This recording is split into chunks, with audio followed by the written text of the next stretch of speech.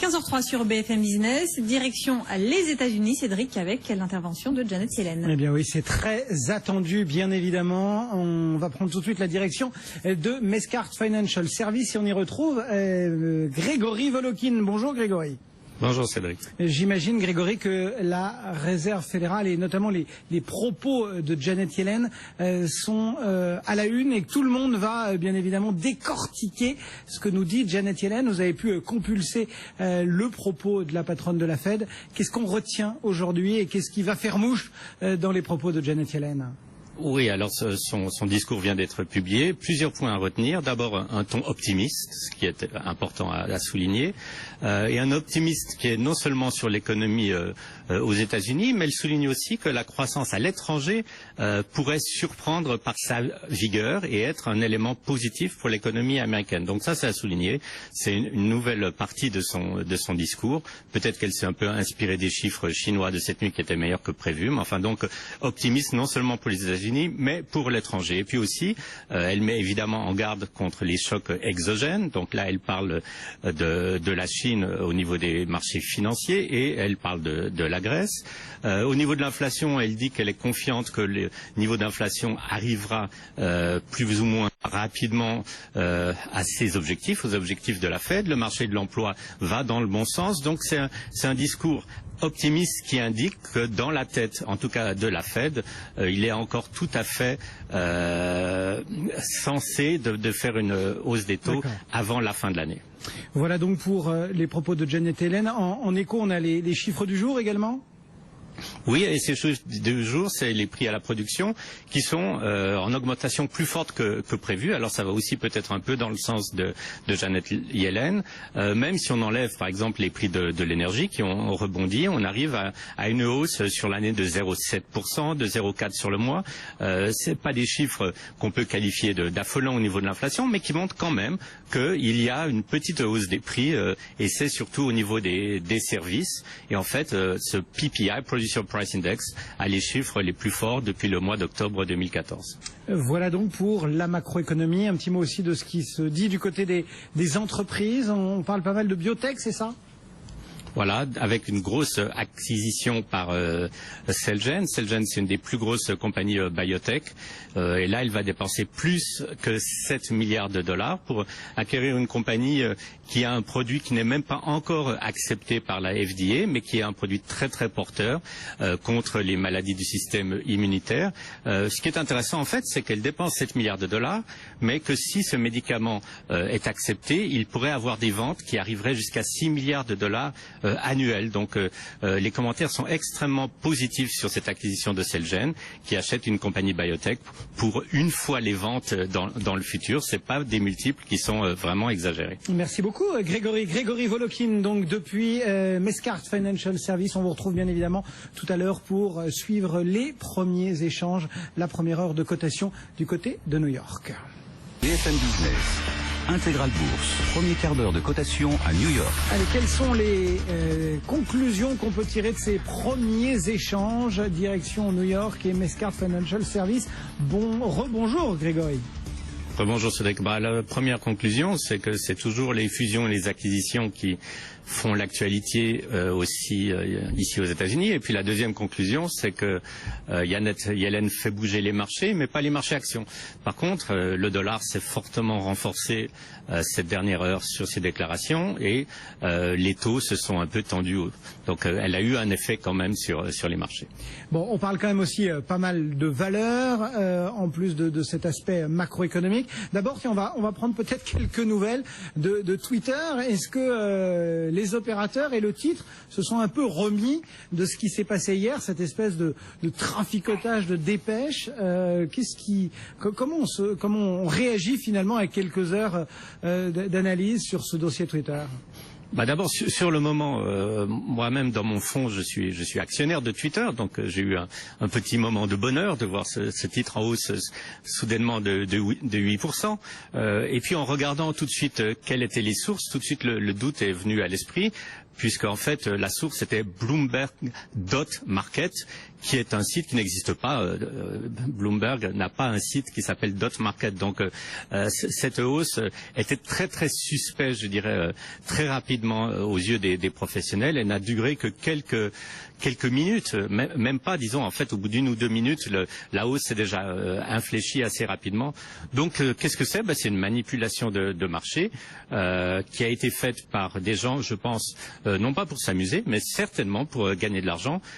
Pourquoi je dis ça? C'est parce qu'en fait, on regardait Twitter déjà bien avant cette hausse et on voyait des volumes d'options de call, donc d'options d'achat qui profiteraient d'une hausse du titre, qui étaient très supérieures à la moyenne. Donc, j'ai pas besoin de vous dire que la SEC, le gendarme de la bourse, va avoir une très très belle journée pour trouver qui est derrière cette manipulation. Il y a quand même quelques coups comme ça qui se font de plus en plus souvent à New York.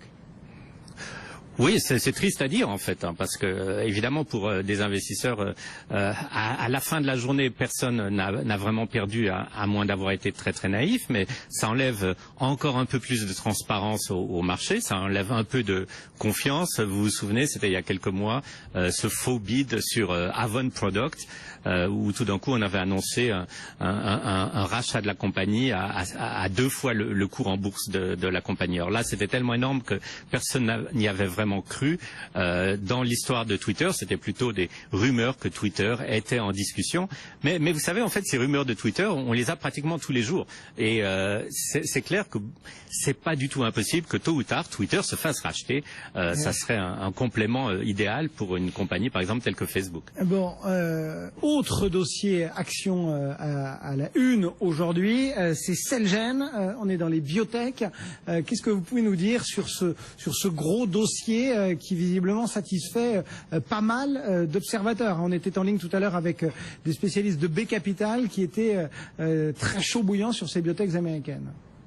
Oui, alors là, je suis d'autant plus heureux que je suis aussi un actionnaire de Celgene, et surtout, je suis rassuré par une chose, c'est-à-dire que dans une acquisition, très souvent, on reproche aux valeurs biotech de payer des prix absolument astronomiques. Sauf que là, on se rend compte qu'en achetant Receptos, cette compagnie pour plus de 7 milliards de dollars, qu'est-ce que fait Celgene? Celgene, d'abord, va vraiment augmenter son pipeline, diversifier son pipeline, parce que pour le moment, Celgene a un produit vedette qui s'appelle Revlimid, qui représente 65% de ses revenus. Avec Receptos, ils ont un produit qui est très très porteur, qui s'appelle Azomab ou quelque chose comme ça, mais surtout ce médicament qui lutte contre les maladies auto-immunes pourrait avoir des ventes estimées entre 5 et 6 milliards de dollars dès 2016. Donc qu'est-ce que ça veut dire? Ça veut dire en fait que Celgene paye à peine plus qu'une fois les ventes pour une compagnie dans ce secteur. Je dirais que non seulement c'est un multiple très très raisonnable, évidemment il faut que le produit soit approuvé, mais c'est très accrétif dans l'avenir si justement ce produit est approuvé, et c'est pour ça que la réaction sur Celgene avec une hausse de 8% du titre est très très positive. Bon, ça c'est pour les opérations du jour. Ensuite, on a toute une pelletée de résultats, que ce soit de Delta Airlines, de Bank of America. Quels sont ceux que vous retenez et quels sont ceux qui peut-être ont le plus d'intérêt à être mis en avant aujourd'hui, Grégory? Je vous dirais, ils ont tous de l'intérêt d'une certaine façon. Il va falloir faire un puisque bon, non, je vais aller vite alors avant de faire un choix. Delta Airlines, pourquoi c'est intéressant? C'est intéressant parce qu'en fait, ils ont les meilleurs résultats qu'on pouvait espérer, sauf que ils retombent dans le piège des compagnies aériennes. Quand les choses vont bien, qu'est-ce qu'ils font? Ils augmentent la capacité, ils offrent plus de sièges et ils baissent le prix de leurs billets. Donc, en gros, malgré ces bons résultats, le titre de Delta Airlines est puni ce matin comme les autres compagnies aériennes américaines. On a l'impression qu'elles sont toujours mal gérées, que ça soit en période de crise ou quand les choses vont mieux. Et puis on note aussi quand même une baisse du trafic international, et ça c'est assez étonnant, de 6%. Est-ce que les Américains vont moins à l'étranger alors que le dollar est fort? Je ne comprends pas trop la logique. Autre chose, Bank of America, là les résultats, je pourrais dire, sont extrêmement encourageants pour une banque qui était sûrement la moins bien gérée aux États-Unis. Évidemment qu'il y a l'effet baisse des dépenses. Alors là, c'est des baisses de dépenses phénoménales, hein, moins 25% sur une année. Mais ça, c'est dû au licenciement alors massif qu'ils ont fait. Mais il y a une augmentation dans beaucoup de secteurs d'activité et notamment dans le secteur des prêts immobiliers où il y a une augmentation de plus de 10%. Et c'est d'autant plus à noter qu'hier, une compagnie qui est leur concurrent direct, Wells Fargo, avait une baisse au niveau de ses prêts immobiliers. Donc la Bank of America a des résultats qui sont relativement convaincants. Voilà donc pour le chapitre résultats. On termine avec Amazon et un pronostic. Enfin, comment dire, on va multiplier les Black Friday, c'est ça, du côté d'Amazon? Vous savez, les Américains aiment les soldes, alors on a toutes les occasions pour essayer de pousser à la consommation. Et là, Amazon offre donc une journée particulière pour ses abonnés de Amazon Prime avec énormément de soldes, d'offres vraiment très avantageuses. Et qu'est-ce qu'ils essayent de faire? Ils essayent d'abord d'avoir tout d'un coup une journée exceptionnelle dans un mois qui en général est très lent pour le commerce, quel qu'il soit. Et puis on peut dire, surtout pour la petite histoire, que si les choses continuent comme ça, Amazon va très rapidement dépasser en capitalisation boursière Walmart, qui est quand même le plus grand distributeur au monde.